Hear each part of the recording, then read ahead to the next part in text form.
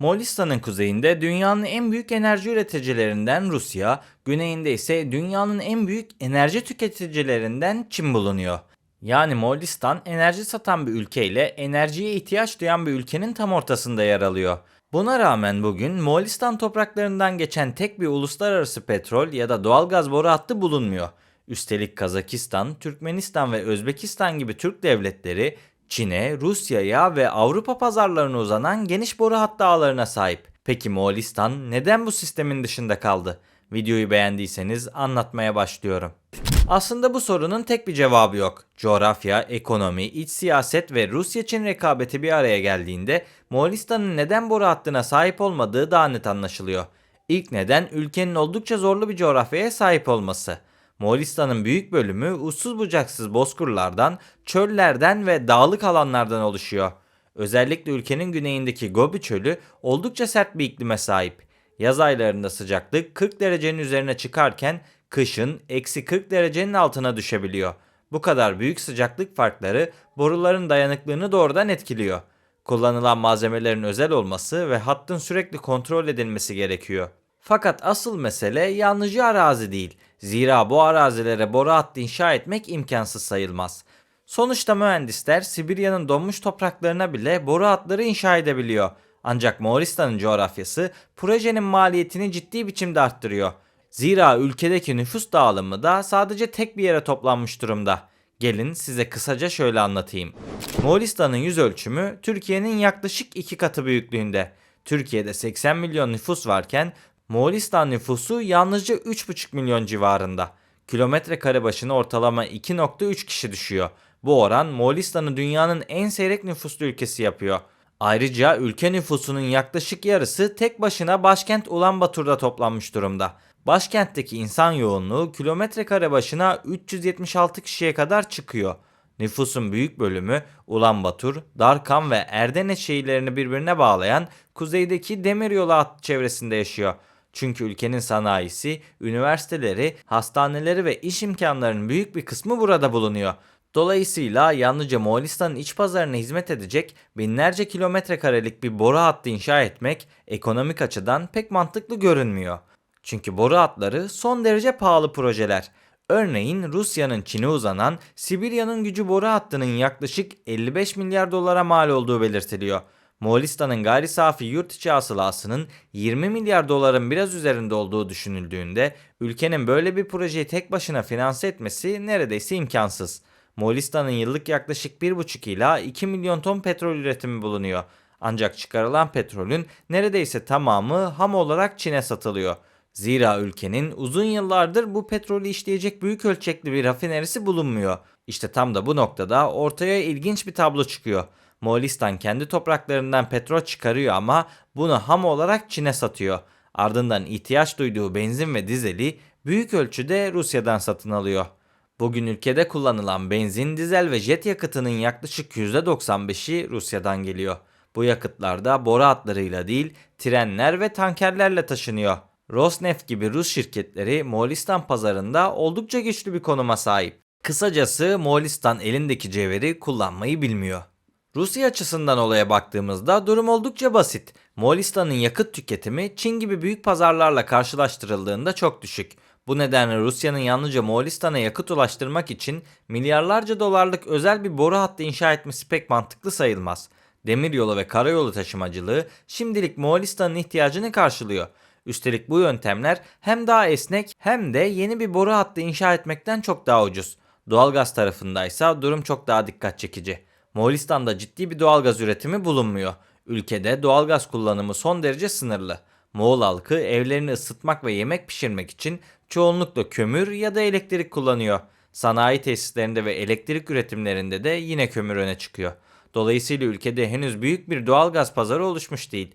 Neredeyse hiç doğalgaz tüketmeyen bir ülkeye milyarlarca dolarlık bir boru hattı inşa etmek de ticari açıdan pek mantıklı sayılmaz. Öte yandan Moğolların iç siyaseti de bu tabloyu etkiliyor. Moğolistan, Rusya ve Çin'in aksine demokratik seçimlerin yapıldığı bir ülke denilebilir. Ancak hükümetlerin ve ekonomik politikaların sık sık değişmesi, onlarca yıl sürmesi gereken büyük altyapı projelerini zorlaştırabiliyor.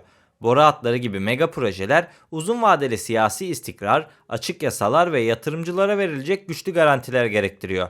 Moğolistan'da ise hükümetler bugüne kadar petrol ve doğalgazdan çok kömür, bakır ve altın madenciliğine öncelik verdi. Bir diğer önemli konuysa Moğol halkının Rusya ve Çin'e karşı duyduğu temkinli yaklaşım. Moğolistan tarihi boyunca iki güçlü komşusunun arasında varlığını korumaya çalıştı. Hatta günümüzde Çin'de İç Moğolistan diye bir bölge bulunuyor. Aynı şekilde Rusya'da Moğolistan topraklarını işgal etmişti.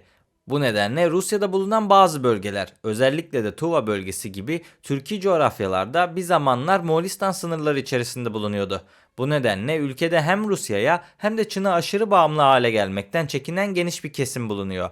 Moğolistan'dan geçecek büyük bir boru hattı ülkeyi ekonomik ve siyasi açıdan komşularından birine daha fazla bağlayabilir. Üstelik böyle stratejik bir altyapının yabancı şirketlerin kontrolüne girmesi Moğol kamuoyunda ciddi tartışmalara yol açıyor.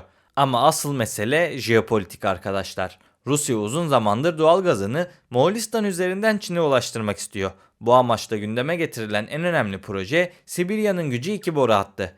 Planlanan güzergaha göre bu boru hattı Batı Sibirya'daki doğal gazı Moğolistan üzerinden Çin'in kuzeyine taşıyacak. Hattın yıllık yaklaşık 50 milyar metreküp doğal gazı taşıması hedefleniyor. Kağıt üzerinde bu proje 3 ülke için de kazançlı görünüyor.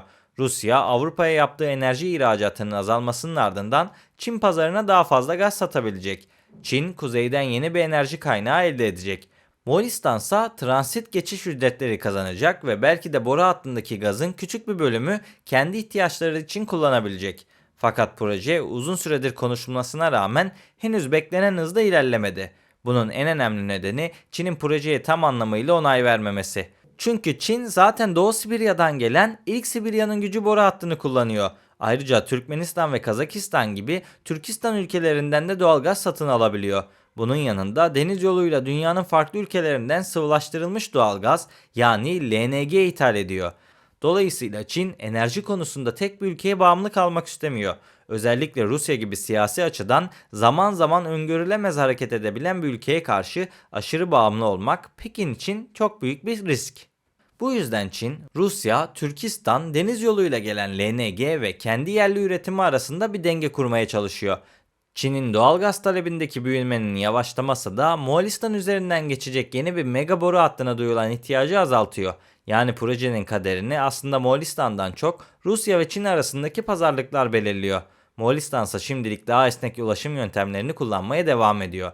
Bazı şehirlerde tüplü LPG kullanılsa da ısınmanın temeli hala kömür ve elektrik. Moğolistan'da üretilen elektriğin yaklaşık %90'ı kömür santrallerinden geliyor. Ülke özellikle Gobi bölgesinde oldukça büyük bir kömür rezervlerine sahip. Kömür hem elektrik üretiminde hem de uzun ve dondurucu kış aylarında evlerin ısıtılmasında kullanılıyor. Bu nedenle Moğolistan açısından kömür şu anda doğalgazdan çok daha ucuz ve kolay ulaşılabilir bir kaynak.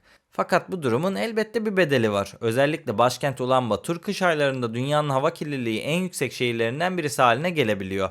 Evlerde ve elektrik santrallerinde yoğun biçimde kömür kullanılması şehrin üzerinde kalın bir duman tabakası çökmesine neden oluyor. Moğolistan son yıllarda bu bağımlılığı azaltmak için yenilenebilir enerjiyi de yönelmeye başladı. Özellikle Gobi Çölü güneş ve rüzgar enerjisi açısından çok büyük bir potansiyele sahip. Ülkede çeşitli rüzgar çiftlikleri kuruldu ve uluslararası kuruluşlar yeni yenilenebilir enerji projelerine destek veriyor. Peki bu tablo gelecekte değişecek mi? Açıkçası bu Sibirya'nın gücü 2 boru hattına bağlı. Eğer Rusya ve Çin anlaşmaya varırsa Moğolistan ilk kez uluslararası enerji ticaretinde önemli bir geçiş ülkesine dönüşebilir.